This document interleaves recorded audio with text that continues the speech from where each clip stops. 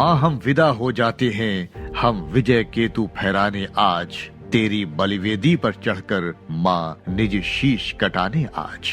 मलिन वेश ये आंसू कैसे, कंपित होता है क्यों गात, वीर प्रसूति क्यों रोती है जब लग खड्ग हमारे हाथ। धरा शीघ्र ही धसक जाएगी, टूट जाएंगे न झुके तार, विश्व कांपता रह जाएगा, होगी माँ जब रण हुंकार। माँ भारती को गुलामी की जंजीरों से मुक्त कराने के महायज्ञ में न केवल शहीदों ने अपने रक्त और प्राणों की आहुति दी, बल्कि अनगिनत लल्लाओं ने अपने माथे का कुमकुम, मांग का सिंदूर और बहनों ने राखी भी भेंट चढ़ा दी। इस बलिदान के इतिहास में अमर शहीद चंद्रशेखर आजाद का नाम भी सदा अमर रहेगा। चंद्रशेखर आजाद का जन्म 23 जुलाई 1906 को मध्य प्रदेश अलीराजपुर जिले के भावरा गांव में पंडित सीताराम तिवारी और जगरानी देवी के परिवार में हुआ था।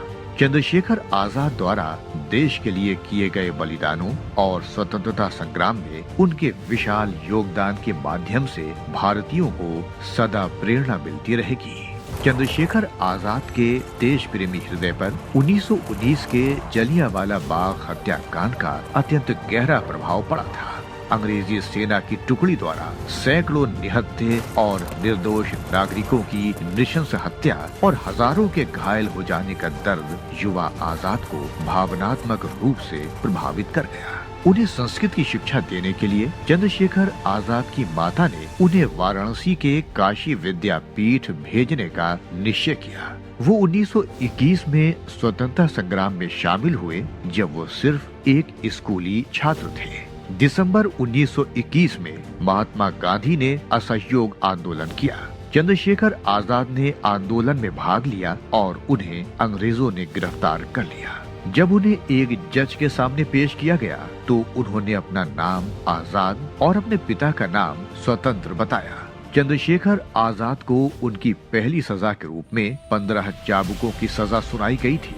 चंद्रशेखर हर चाबुक की मार पर भारत माता की जय, वंदे मातरम, महात्मा गांधी की जय का उद्घोष करते रहे। बस तभी से उनका नाम चंद्रशेखर आजाद पड़ गया।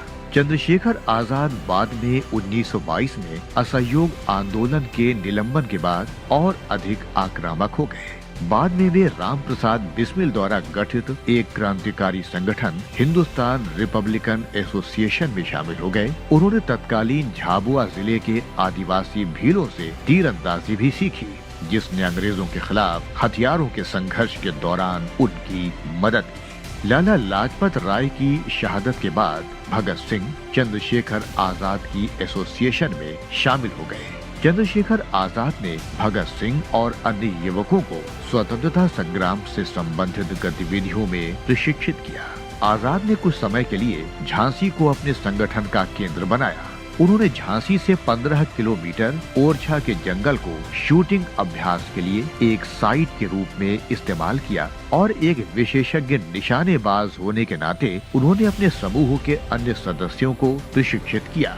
झांसी में रहते हुए उन्होंने सदर बाजार के बुंदेलखंड मोटर गैरेज में कार चलाना भी सीखा।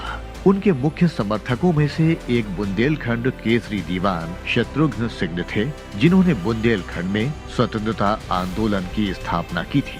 उन्होंने आजाद को वित्तीय सहायता के साथ साथ हथियारों और सेनानियों की सहायता भी दी। उन्होंने 1925 में काकोरी कांड की योजना बनाकर अंग्रेजों के खिलाफ क्रांति का बिगुल फूंक दिया। क्रांतिकारियों द्वारा चलाए गए आजादी के आंदोलन को सफल करने हेतु धन की जरूरत थी। धन के लिए क्रांतिकारियों ने अंग्रेजों का खजाना लूटने की योजना बनाई। सहारनपुर लखनऊ पैसेंजर में राजेंद्र नाथ ने ट्रेन की चेन खींच दी। इसके बाद देशभक्त क्रांतिकारी साथियों ने काकोरी में ट्रेन में रखा खजाना लूट लिया। आजादी के आंदोलन को कुचलने के लिए अंग्रेजों ने आजाद के साथियों को फांसी की सजा भी सुनाई थी। चंद्रशेखर आजाद ने 1928 में सहायक पुलिस अधीक्षक जॉन पॉल्स सॉन्डर्स की हत्या करके महान स्वतंत्रता सेनानी लाला लाजपत राय की हत्या का प्रतिशोध ले लिया। एक क्रांतिकारी के रूप में उन्होंने अपना नाम आजाद रख लिया, जिसका अर्थ होता है मुक्त होना।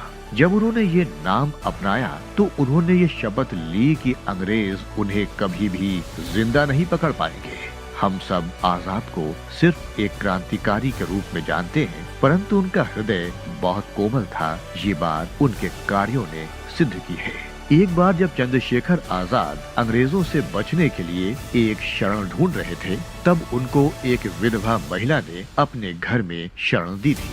उस महिला से बातचीत करने पर आजाद को पता चला कि उस महिला की बेटी की शादी पैसों की कमी के कारण नहीं हो पा रही थी। ये सुनकर आजाद ने महिला से कहा, मेरे सिर पर 5,000 रुपए का इनाम है। आप फिरंगियों को मेरी सूचना देकर मेरी गिरफ्तारी का इनाम पा सकती हैं, जिससे आपकी बेटी का विवाह संपन्न हो जाएगा। ये सुनकर महिला रो पड़ी और आजाद की सुरक्षा हेतु उनकी कलाई पर राखी बांध दी। अगले दिन आजाद महिला के उठने से पहले ही जा चुके थे और वो 5,000 रुपया और एक खत छोड़कर गए थे। उस पत्र में लिखा था, मेरी प्यारी बहन के लिए एक छोटी सी भेंट। चंद्रशेखर आजाद क्रांतिकारी साथी सुखदेव के साथ इलाहाबाद के अल्फ्रेड पार्क में बातचीत कर रहे थे, जहां किसी ने पुलिस के CID प्रमुख JRH नॉट ब्राउर को पार्क में उनकी मौजूदगी के बारे में बताया। 23 फरवरी 1931 को पुलिस ने आजाद को घेर लिया और उनकी दाहिनी जांघ पर चोट लग गई, जिससे उनका बचना मुश्किल हो गया। अपनी पिस्तौल में केवल एक गोली और चारों ओर से पुलिस से घिर जाने के बाद भी वे जरा भी नहीं घबराए। उन्होंने कभी भी जीवित न पकड़े जाने की प्रतिज्ञा का पालन करते हुए स्वयं को गोली मार ली।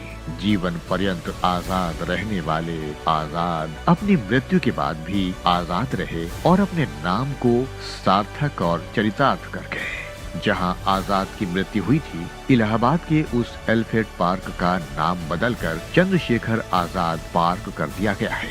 पूरे भारत में कई स्कूलों, कॉलेजों और सड़कों का नाम आजाद की स्मृति में उनके नाम पर रखा गया है।